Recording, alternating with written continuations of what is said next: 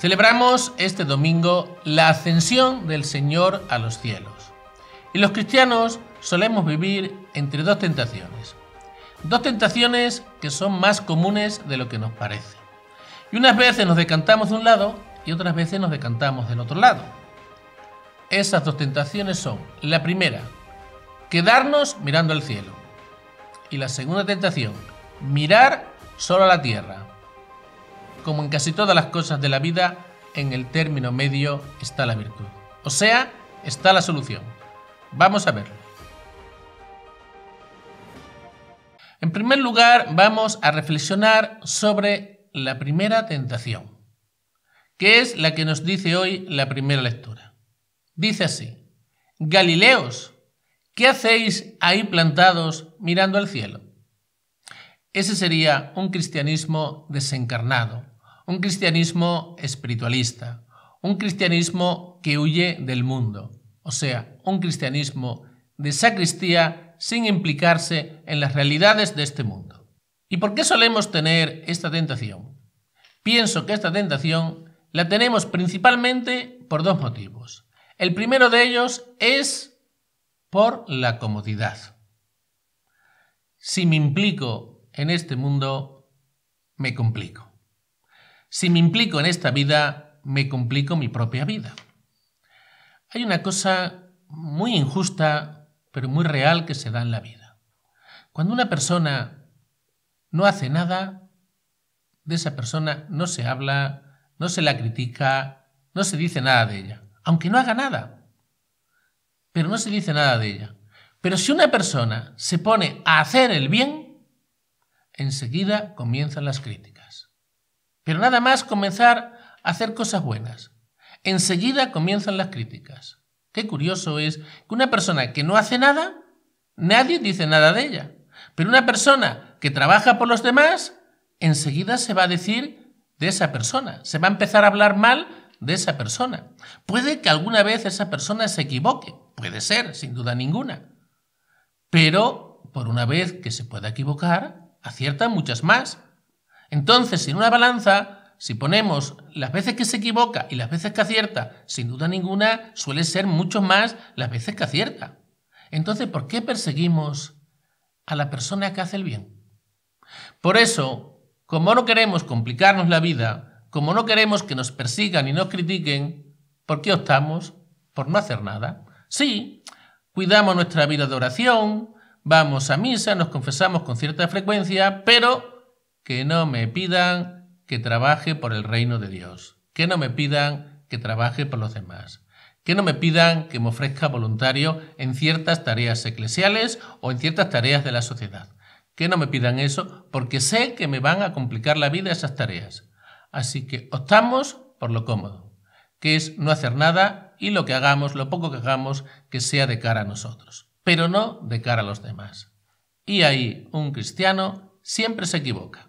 Y nos olvidamos de una cosa, que el Señor nos complica la vida, sí, pero también nos la planifica, que de esto nos olvidamos enseguida. El Señor nos planifica la vida, el Señor nos lleva a una plenitud en el más allá, pero aquí también nos lleva a un alto grado de felicidad. No olvidemos la promesa del Señor, que esta promesa solemos olvidarla enseguida. Qué poco hablamos de esta promesa. ¿Y qué promesa es esa? Cuando el Señor nos dijo que recibiríamos el 100 por 1 en esta vida y la vida eterna en la otra. Que pronto nos olvidamos de esta promesa. Es verdad que si trabajamos por el reino de Dios, nuestra vida se nos va a complicar. Pero hay un dato curioso por parte del Señor, que el Señor se lo podría haber callado. Es verdad que lo habríamos averiguado nosotros enseguida, pero el Señor no se lo calla.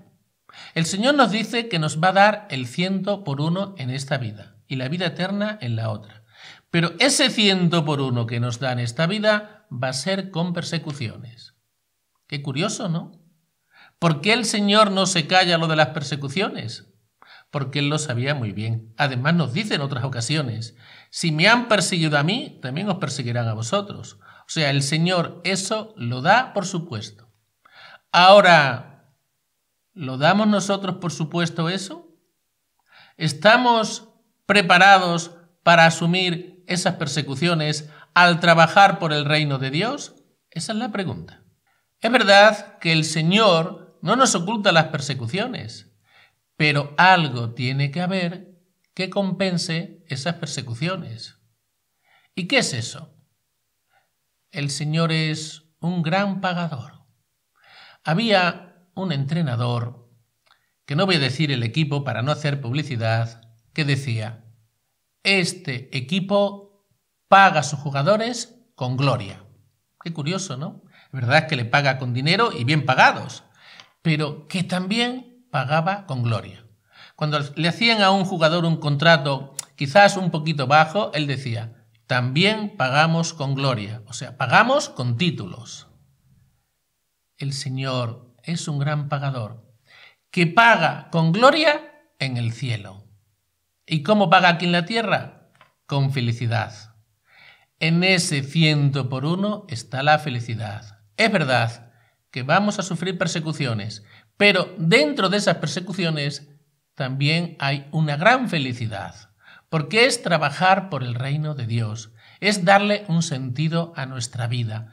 Y eso, como dirían por ahí en algunos anuncios, eso no tiene precio. Qué importante es que esto lo tengamos claro. El Señor en esta vida nos paga con felicidad. Y que claro, se ve esto en los apóstoles. Los apóstoles que al principio estaban encerrados en el cenáculo por miedo a los judíos, ahora dice que vuelven otra vez a Jerusalén, el lugar donde estaban encerrados, y vuelven allí con gran alegría. Y vuelven al templo bendiciendo al Señor. ¿Qué cambio tan profundo se está realizando los apóstoles y aún no han recibido la fuerza del Espíritu Santo? El Señor en esta vida paga con felicidad, paga el 100 por 1, paga con felicidad y otras compensaciones, pero principalmente la felicidad y darle un sentido a la vida, y en la otra vida paga con gloria. Y el segundo motivo por el cual nos quedamos parados mirando al cielo es por miedo, por sentirnos incapaces. El miedo paraliza. Y cuando nos sentimos incapaces, que hemos intentado en la vida de todo, pero no somos capaces de conseguir que nuestro apostolado sea fructífero, nos venimos abajo. Nos olvidamos de algo importante, que tenemos que confiar en el Señor y tenemos que pegar un salto sin red. Bueno, sin red no. Tenemos una red, y una red importante, que es el Señor. Y confiar en el Señor no es un salto al vacío. Es un salto, sí, pero un salto con red. Y esa red es el mismo Señor. ¿Qué nos dice el Señor al final del Evangelio de San Mateo? Que Él estaría con nosotros hasta el fin del mundo. ¿Nos damos cuenta de esa promesa del Señor? ¿Valoramos esa promesa del Señor? Ahí nos está diciendo que nunca nos va a abandonar, que va a estar siempre a nuestro lado. Pero es que sigue ofreciéndonos más promesas. Por ejemplo, hoy nos ofrece una promesa tanto en la primera lectura como en el Evangelio, y es que seríamos revestidos de la fuerza del Espíritu Santo. Ya no solamente que no nos abandona y que está a nuestro lado, sino que nos da la fuerza para saber afrontar las dificultades de la vida. Y la segunda tentación, y esta es el polo opuesto de la primera, pero las dos tentaciones son dos extremos, y todos los extremos casi siempre suelen estar mal. ¿Cuál es esta segunda tentación? Esta segunda tentación es mirar solo a la tierra, sin mirar al cielo, mirar solo a la tierra. Y esto es apagar el dinamismo de la Pascua. Ese dinamismo que estamos contemplando en este tiempo de Pascua en el libro de los Hechos de los Apóstoles, viendo esa iglesia viva, esa iglesia joven, esa iglesia entusiasta, esa iglesia evangelizadora, esa iglesia asistida por el Espíritu Santo, que transforma a los apóstoles, que les da una gran fuerza a aquellos primeros cristianos, pues ese mismo Espíritu sigue estando presente en la iglesia.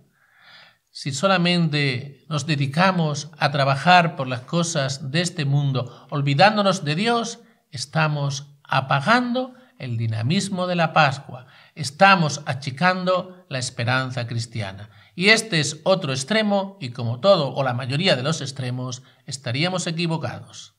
Y este hecho de intentar hacer un mundo mejor sin referencia a Dios o con muy poca referencia a Dios es quitarle a Dios su lugar central. Ese lugar le corresponde a Dios.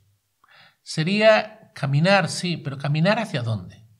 Porque lo importante es que tengamos un horizonte, que tengamos una meta y caminemos hacia ahí, sin olvidarnos de este mundo, pero caminando hacia una meta, caminando hacia un horizonte, que es lo que da sentido a toda nuestra vida. Y ese horizonte final, esa meta final, es el encuentro con Dios Padre en el cielo. Y este hecho de intentar hacer un mundo mejor, pero sin referencia a Dios, en el fondo es convertir el cristianismo en una ONG. Y algunos me dirán, pero es que las ONG son buenas. Si yo no digo que no digo lo contrario. Pero nunca puedo comparar una ONG con el cristianismo. El cristianismo supera con mucho, no a una ONG, sino a todas las ONGs. Claro que la supera con mucho, porque una ONG hace referencia a las cosas de este mundo, pero no pasa de ahí. Pero es que el cristianismo hace referencia a las cosas de este mundo, pero también al más allá.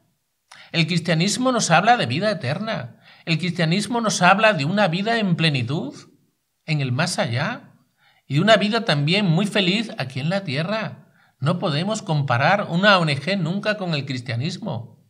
Pero es que hoy día hay una gran tendencia a esto. Sí, que hagamos el bien en la vida, pero sin referencia a Dios. Por ejemplo, lo contaba el domingo pasado en una de las homilías. Cuento el hecho que me pasó no hace mucho, unos días después del domingo de resurrección. Resulta que una persona en el grupo mandó una homilía supuestamente del Papa Francisco, una homilía concretamente del domingo de resurrección. Yo leí la homilía y me dije a mí mismo, esta homilía no es del Papa Francisco. Le escribí a la persona por privado, le dije, ¿estás segura que esa homilía es del Papa Francisco? Me dijo, sí. Yo, como no estaba convencido, busqué la homilía del Papa Francisco y, claro, no tenía nada que ver con la que había mandado esta persona. ¿Por qué noté enseguida que aquella homilía no era del Papa Francisco? Porque no hacía ninguna referencia a la palabra de Dios, ni siquiera al Evangelio del domingo. Y también porque no hacía ninguna referencia a la resurrección. ¿Cómo el Papa Francisco va a hacer una homilía el domingo de resurrección sin hablar de la resurrección y sin citar la palabra de Dios? Sí, decía cosas muy bonitas, eran todas cosas de este mundo. Y el Papa eso, desde luego, no podía hacerlo. El Papa nos tiene que hablar de resurrección, nos tiene que hablar de otra esperanza, sí, de una esperanza aquí en este mundo, pero también de otra esperanza, que es el encuentro con Dios Padre en el cielo.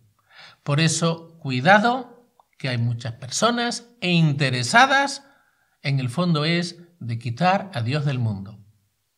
¿Y por qué ese interés tan grande de quitar a Dios? Sí, que hagamos el bien, pero quitando a Dios. Pues pienso porque al hacer el bien, de alguna manera ya tranquilizamos nuestra conciencia. Pero si quitamos a Dios, pues ya vamos a tener muchas menos obligaciones en la vida. Tranquilizo mi conciencia haciendo ciertas cositas por los demás, pero en cuanto a mi vida personal, hay ya que nadie se meta. Que nadie toque mi vida. Y así ya puedo hacer yo lo que yo quiera. ¿Eso es cumplir la voluntad de Dios? No, se va buscando precisamente eso. Que yo pueda hacer lo que yo quiera en vez de cumplir la voluntad de Dios, tranquilizando mi conciencia haciendo unas cuantas obras buenas. Ese, desde luego, no es el camino. En resumen, la ascensión nos enseña dos cosas importantes. La primera, que no nos quedemos quietos, que no nos quedemos parados, que no nos quedemos sin hacer nada mirando al cielo. Esa sería la primera enseñanza. Y la segunda enseñanza es que no podemos olvidarnos también de mirar al cielo. Que el Señor os bendiga y os proteja. En el nombre del Padre, y del Hijo, y del Espíritu Santo. Amén.